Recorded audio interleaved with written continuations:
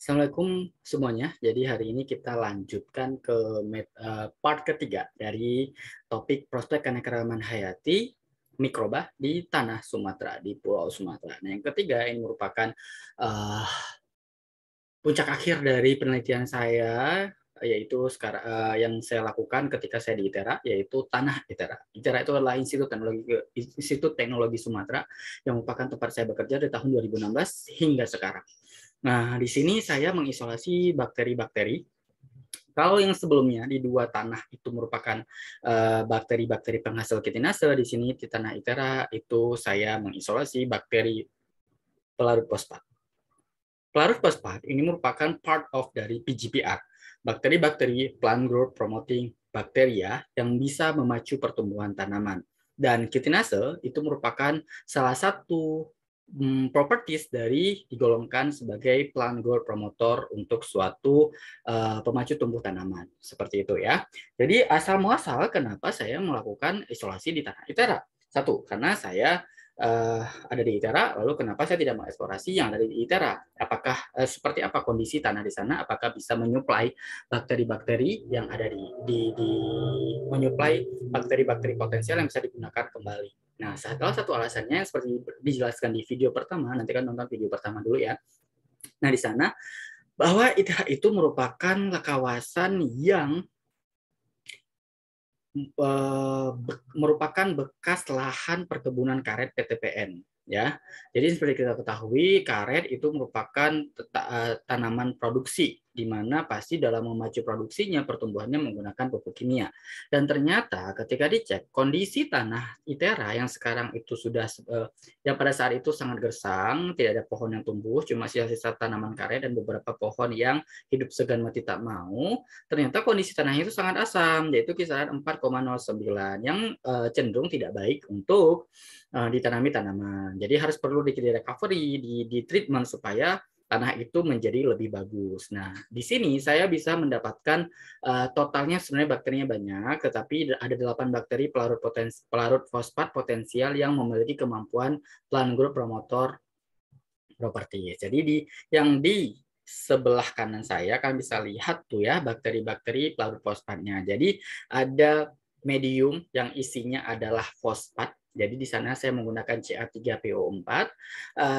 Nanti saya tumbuhkan tuh bakterinya. Jika membentuk zona bening, kalau kalian lihat di gambar itu ada EFNA3, EFNA4, EFNA5 itu ya. Itu terlihat di sana kan ada yang gelap di tengah itu ada bakterinya, lalu di sekitarnya itu ada zona bening bersih, itu artinya bakterinya itu mampu melarutkan fosfat. Karena pada konsep dasarnya fosfat dalam tanah itu terikat. Jadi konsepnya begini seperti ini. Kenapa harus ada bakteri pelarut fosfat? Tanah itu fosfat di tanah itu banyak, ya. Tetapi terikat dengan logam. Logamnya seperti apa? Ada aluminium, ada kalsium, ada Fe atau senyawa-senyawa lainnya. Tanaman itu sangat membutuhkan fosfat karena fosfat itu salah satu makronutrien bagi tanaman selain nitrogen. Jadi ketika tanaman ingin membutuhkan fosfat sebagai makronutriennya, maka dia menyerap fosfat dari tanah dalam bentuk tidak terikat atau istilahnya itu adalah fosfat tersedia. Nah, jika terikat dengan logam, misalnya Ca3PO4. Nah, fosfatnya kan terikat nama Ca. Nah, itu nggak bisa digunakan oleh tanaman, tapi harus ada bantuan untuk melepas antara Ca dengan PO4, karena PO4 ini yang akan digunakan oleh tanaman. Sedangkan Ca-nya itu nanti itu mau dipakai, mau nggak terusan nanti. Nah, bakteri saya karena menggunakan mediumnya Ca3PO4 dengan menggunakan medium Picobskaya, di sini bisa kita lihat ketika terbentuk zona bening di sekitar koloni bakteri, artinya apa? Artinya fosfat yang berikatan dengan Ca itu bisa dipisahkan sehingga terbentuknya zona seperti itu. Nah, ketika sudah terbentuk zona seperti itu, artinya fosfat yang di sekitar zona bening itu bisa diambil oleh tanaman. Nah, makanya ketika pengujian awal untuk mengisolasi bakteri pelarut fosfat itu dilihat dari zona bening. Ya, indikasinya semakin besar zona bening, maka semakin besar kemampuannya. Walaupun tidak semuanya berbanding lurus ketika diuji kuantitatif berapa kadar kelarutan fosfatnya. Oke ya. Jadi konsep dasarnya seperti itu. Nah, ketika saya ingin menguji. Nah, itu kan ada zona beningnya. Nah, di sini kita lihat dulu bagaimana dari total saya mendapatkan 20-an ya, 20-an isolat bakteri yang saya dapatkan. Dari 20 itu saya seleksi. Seleksinya dari apa? Dari zona bening tadi. Semakin besar zona bening, maka semakin indikasinya semakin bagus. Nah, dari 20-an itu saya ambil 8 bakteri saya yang potensial saya anggap. Nah, kalian bisa lihat gambar ujung sana ya, di ujung sana kanan itu bisa kalian lihat bahwa ini saya hitam putihkan. Jadi semakin bersih itu sebenarnya putih ya di pinggir-pinggirnya itu, tapi ketika ada bakteri tumbuh di sana yang memiliki kemampuan melarutkan fosfat, maka akan muncul yang namanya zona bening, bersih di sekitar koloni. Artinya fosfatnya sudah dilarutkan. Ya. Nah, tapi apakah itu sudah bisa dikatakan bahwa bakteri kita bisa melarutkan fosfat? Bisa. Tapi ketika ingin kita katakan berapa sih kadar yang dilarutkan sehingga nanti bisa diserap oleh tanaman, maka kita harus melakukan yang namanya pengujian kelarutan fosfat dari isolat kita. Ya, isolat bakteri. Bagaimana caranya? Dengan cara kita cek dengan spektrofotometer. Jadi kita menggunakan standarnya adalah K2HPO4. Lalu kita cek dengan menggunakan regen. Jadi regennya itu ada hidrazin sulfat sama natrium molibdat. Jadi ketika kita campurkan, jadi bakteri itu bakteri lalu ditumbuhkan dalam waktu beberapa hari. Di sini saya menggunakan 7 hari. Dari 7 hari itu nanti disentrifuse, ya, disentrifuse kalau tidak salah, saya lupa. Sentrifuse, lalu nanti supernatannya nanti dicampurkan dengan reagen tadi hidrazin sulfat sama natrium molibdat. Semakin warna biru reaksinya, maka semakin tinggi kadar fosfat yang terkandung di sana. Artinya apa? Jadi dalam larutan tadi ada Ca3PO4. Nah, kita ngasih bakteri di sana. Tujuannya adalah untuk melepas Ca dan PO4. Artinya semakin banyak PO4, maka kita semakin senang dong. Artinya semakin banyak yang bisa dipisah sama si bakteri kita. Semakin potensial lah bakteri kita. Nah, untuk mengeceknya adalah yang kita cek adalah fosfat yang rilis, fosfat yang telah dipisahkan. Semakin tinggi, semakin banyak fosfat yang dipisahkan dalam larutan tersebut, artinya semakin biru gitu ya. Semakin biru ketika dicampur dengan reagen. Nah, kita balik. Semakin biru artinya fosfat yang terkandung dalam larutan itu semakin tinggi. Mengindikasikan bahwa bakteri kita potensial. Nah, seperti itu konsepnya ya. Nah, di sini saya menggunakan bakteri yaitu ada EFNAP1, EFNAP3, 5, 7, 8, 9, 10 dan EFNA3 ya, EFNA3 dan EFNA satu lagi saya lupa. Ya, jadi ada 8 bakteri saya amati selama 7 hari. Dan di sini ada dua kelompok bakteri yaitu ada EFNAP, ada yang EFNAP dan ada yang EFNA ya. Itu bedanya adalah bedanya hanya dari ketika saya mengisolasi. Jadi ketika saya mengisolasi saya memodifikasi. Memodifikasinya adalah satu, ketika tanah itu saya modifikasi, saya perkaya, artinya bukan perkaya, inkubasi dulu dengan bakteri dengan medium NB dengan medium NB digojol-gojol dulu selama beberapa jam. Ada satu lagi yang EFNAP, itu saya berikan fosfat Ca3PO4 di NB. Jadi ketika diperkaya ditambahkan fosfat. Ternyata memang tidak bisa dipungkiri ketika diperkaya dengan fosfat, si bakteri ini ternyata lebih banyak ditemukan yang dikasih fosfat ketika proses pengkayaannya. Ya, jadi di sini bisa dilihat bahwa beda gitu ya, beda. Jadi ada FNAP itu ada 2, 4, 6, 7 ya isolat. Sedangkan FNA3 yang hanya NA, NB gitu ya, itu cuma ada 1. Nah, itu lupain. Yang penting kita mendapatkan bakteri potensial. Mungkin itu bisa dicoba nanti ketika proses mengisolasi. Isolasi ya, jadi bisa dicoba seperti itu ketika susah untuk mendapatkan bakteri potensial. Nah, di hari pertama memang tidak terlalu banyak ya yang menghasilkan melarutkan fosfat, itu cuma ada FNAP3. Lalu di hari kedua mulai udah naik tuh kelarutan fosfatnya. Jadi nanti dicek tuh per hari gitu ya. Jadi itu tetap di shaker selama 7 hari. Jadi setiap hari itu diambil, dilihat, dicek tuh kelarutan fosfatnya seperti apa. Nah, ternyata yang hari kedua udah mulai, hari ketiga udah menonjol, 4 apalagi gitu ya. 5, 6, 7 semuanya itu ikut masih bisa terlihat untuk produksinya. Dan bisa kita lihat di sini bahwa optimasi isolat yang paling bagus yang melarutkan fosfat itu adalah EF-NAP7, yaitu kisaran 392,875 miligram per liter. Jadi selama per liternya itu ada kisaran 362 miligram fosfat yang larut yang bisa diambil oleh tanaman nantinya ketika seandainya kita mau aplikasikan. Yang terendah itu adalah EF-NAP 1, yaitu kisaran 104,73, yaitu bisa ditemukan di hari ke-6. Yang tinggi kedua itu adalah EF-NAP3, lalu yang ke urutan ketiga adalah EF-NAP8. Tapi EF-NAP8 ini agak berbeda ya. Jadi dia mulai melarutkan fosfat itu bertahap. Jadi hari 1 nggak ada, 2 naik, 3 naik, 4 naik, 5, 6, 7. Jadi dia di hari ke-7 dia paling optimal gitu ya, paling optimal. Artinya di sini apa?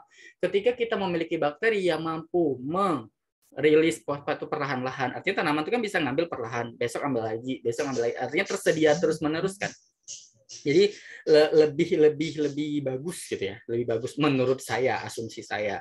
Sedangkan untuk untuk EF-NAP7 itu kayak puncaknya tuh di puncak karirnya itu kayak di hari ke-4, habis turun. Nggak apa-apa sih, tapi ketika saya punya 8 isolat, lalu saya combine itu 8-8-nya, mungkin kita bisa berbagi gitu ya, berbagi misalnya, oh ini hari ini dari keluarin oleh si FNAP3, sedangkan yang lain belum, nanti kerja. Jadi kayak ibaratnya kayak sinergis bekerja sama. Nah itu goal saya, pingin seperti itu. Jadi 8 isolat ini mau saya gabung untuk menjadikan suatu produk biofertilizer yang bisa digunakan untuk memperbaiki kesuburan tanah yang ada di ITERA. Seperti itu. Nah, setelah kita tahu kelarutan fosfatnya, kita bisa melihat juga ada data yang sedikit cenderung bisa kita berbicara di sini adalah perubahan pH. Nah, dalam proses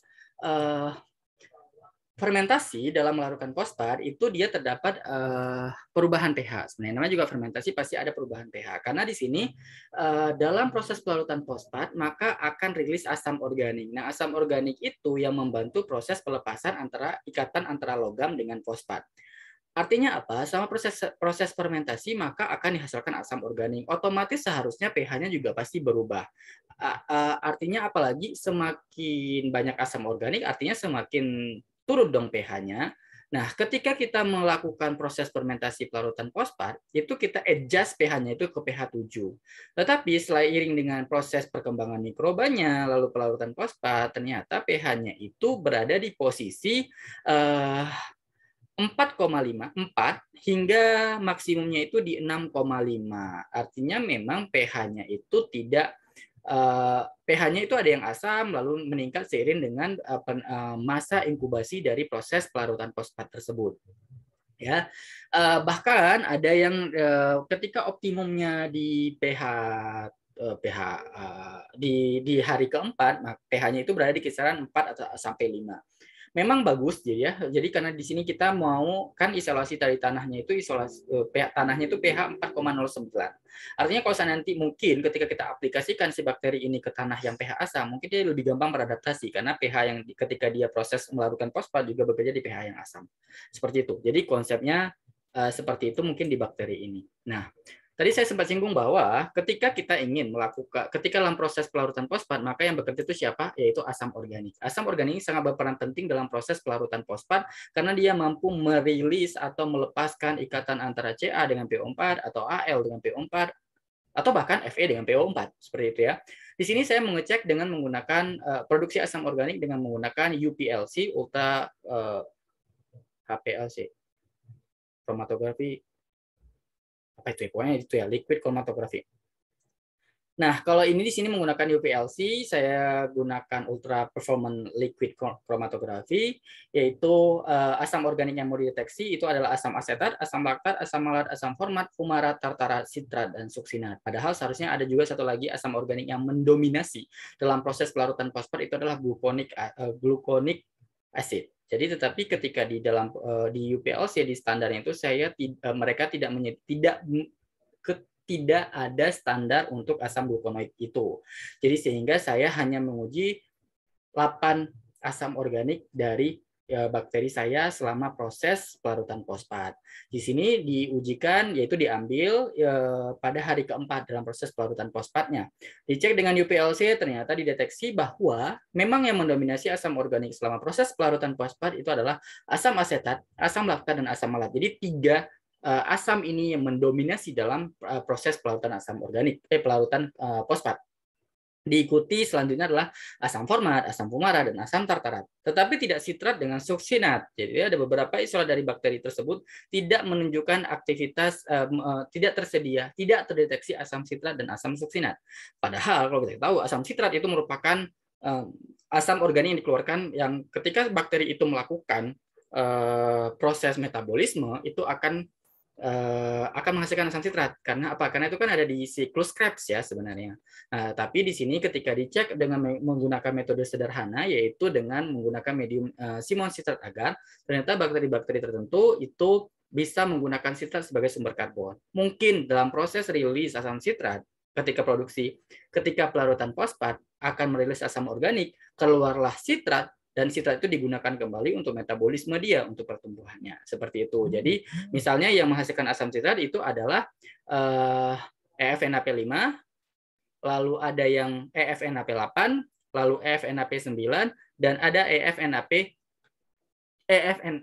Sedangkan EFNAP1, EFNAP3, EFNAP7, dan EFNAP10 itu tidak menghasilkan, tidak ditemukan asam sitrat dalam produk fermentasinya, gitu ya. Begitupun di asam suksinat. Jadi kita bisa simpulkan bahwa di sini memang peran besar asam organiknya itu adalah 3. Yang utama itu asam asetat, asam laktat, dan asam malat. Seperti yang kita tahu bahwa asam malat juga memiliki peran penting dalam proses pertumbuhan tanaman, gitu ya. Jadi banyak yang bisa dikaji. Mungkin mau dicek asam malatnya lebih ke dominannya kemana. Nanti bisa dicek dari metabolomiknya seperti apa. Nah, di sini di bawahnya itu ada gambar kromatogram dari UPLC-nya, hasil keluaran deteksinya itu. Ya. Oke, nah selama proses pelarutan fosfat, jadi saya iseng-iseng tuh mau ngecek apakah dalam selama proses pelarutan fosfat, apakah bakteri ini mampu menghasilkan IAA atau tidak. IAA itu merupakan hormon pertumbuhan tanaman yang biasanya berkolerasi. Ketika bakteri itu mengeluarkan fosfat, biasanya dia juga bisa menghasilkan IAA. Tapi biasanya IAA itu saya deteksi dengan menggunakan medium. Mediumnya itu apa? Mediumnya itu menggunakan ditambah dengan triptofan. Nah, di sini tidak menggunakan medium itu ya. Jadi memang medium pickup saya cair tadi, saya iseng-iseng saya cek fosfatnya, saya cek juga IAA-nya bersama tim ya, bukan saya. Jadi ada tim, salah satunya Rismawati. Ya, Rismawati mahasiswa bimbingan saya yang mengerjakannya. Nah, di sini mau dicek apakah ketika selama pelarutan fosfat dia juga bisa menghasilkan IAA. Dan ternyata dari semua bakteri ini juga cuma 1 yang nggak bisa menghasilkan IAA. Ini tanpa diberikan triptofan. Triptofan itu merupakan prekursor untuk memancing IAA. Artinya apa? Bakteri ini mampu menghasilkan IAA dengan konsentrasi tertentu, yaitu ada yang 63,5, ada yang 12,5, ada yang paling rendah 3,47. Itu dia bisa menggunakan jalur triptofan independen. Artinya apa? Tanpa perlu adanya prekursor pemancing untuk menghasilkan IAA, dia juga bisa menghasilkan IAA secara gampangnya gitu ya. Artinya apa? Bakteri-bakteri ini bisa selain bisa melarutkan fosfat, artinya menyediakan fosfat untuk tanaman, artinya dia memperbaiki tanah, tapi juga dia bisa menghasilkan hormon IAA yang bisa memacu pertumbuhan tanaman. Jadi multifunction di sana. Sehingga dari situ saya mulai berpikir, kalau dia bisa menghasilkan fosfat, lalu dia bisa menghasilkan IAA tanpa perlu dikasih prekursor, artinya dia juga bisa dong menghasilkan plant growth promoting properties atau disebut dengan PGP. Jadi kalau seandainya bakteri yang dia isolasi dari rhizosfer itu disebut dengan PGPR, jadi bakteri plant growth promoting rhizobacteria. Nah, kalau di sini karena saya mengisolasi dari tanah secara umum, maka saya sebutkan dengan apakah bakteri ini menghasilkan plant growth promoting properties. Jadi perlengkapan sehingga dia bisa dikategorikan sebagai bakteri pemacu tumbuh tanaman. Dia 2 udah dapat, yaitu bisa menghasilkan melarutkan fosfat, bisa menghasilkan IAA. Lalu saya cek aktivitas nitrogenasenya, apakah dia bisa mampu memfiksasi nitrogen dengan menggunakan kromatografi juga. Ternyata dari semua isolat itu bisa menghasilkan mengaktifasi nitrogenase, yaitu dengan kisaran dari yang paling tinggi yaitu EFNAP8 dan yang paling rendah itu adalah EFNAP1. Lalu dia juga bisa menghasilkan enzim-enzim litik seperti protease, kitinase, selulase yang bisa nanti digunakan sebagai agen untuk misalnya protease bisa memecah protein jadi asam amino yang nanti bisa juga digunakan sebagai sumber nitrogen bagi tanaman, kitinase sebagai biokontrol seperti yang dibahas di video 1 part 1 dan part 2, lalu selulase juga bisa seperti itu. Dan juga HCN dan siderofor yang bisa merangsang atau istilahnya indus sistemik resisten tanaman atau siderofor yang mampu mengkelat logam seperti itu. Jadi dia bisa menghasilkan tersebut. Jadi digolongkan bahwa bakteri 8 bakteri yang saya peroleh itu merupakan bakteri yang bisa menghasilkan plant growth promoting properties. Jadi di saat itu saya sangat bangga bersama tim itu saya bisa mendapatkan 8 isolat bakteri dan sebenarnya bakteri ini 8-8-nya udah diidentifikasi, tapi yang akan ditampilkan di sini adalah cuma 2 saja, masih dirahasiain ya. Jadi hasil identifikasi 16 sRNA ternyata ada 2. Jadi yang diidentifikasi itu ada EFNAP1 sama EFNA3. Jadi diambil paling rendah aja doang 2.2. Setengah 8, 7, 5, 3 itu belum. Tapi sudah dapat hasilnya, tinggal dikonstruksi aja. Jadi kalau yang dari EFNAP1 itu merupakan dari bakteri Bucholderia territori, sedangkan untuk yang EFNA3 itu adalah Bucholderia metallica. Jadi memang bakteri ini, kedua jenis bakteri ini ternyata dari golongan Bucholderia. Nah, sisanya yang lain ternyata dari 8 tadi ya, jadi yang sudah diidentifikasi 2, dan 6-nya lagi sudah keluar hasilnya. Dan dari 6 itu ternyata yang ada dari Pseudomonas, ada Bucholderia lagi, dan ada Bacillus. Jadi saya sangat senang karena bakterinya bervariasi dan memang beberapa laporan untuk Bucholderia metallica dan Bucholderia territori itu belum dilaporkan sebagai bakteri pelarut fosfat, tetapi sudah diketahui dia bakteri sebagai biokontrol. Jadi fosfat belum ada dilaporkan seperti itu. Nah, ini setelah saya dapat bakterinya, diuji tuh jamur patogennya, baru 1 diujikan. Yang sudah ada bagus datanya seperti ini. Juga ada yang lain ya, sudah diujikan juga. Nanti mungkin di video lainnya, di episode selanjutnya, ketika papernya udah di accepted ya. Nah, karena masih proses, itu bakteri EFNAP8 saya ambil 1 isolat diuji yang ditampilkan di sini, yaitu ada Ganoderma, diuji ke Ganoderma philippi, Fusarium ascosphorum 0148C, dan Fusarium ascosphorum forma specialis piper.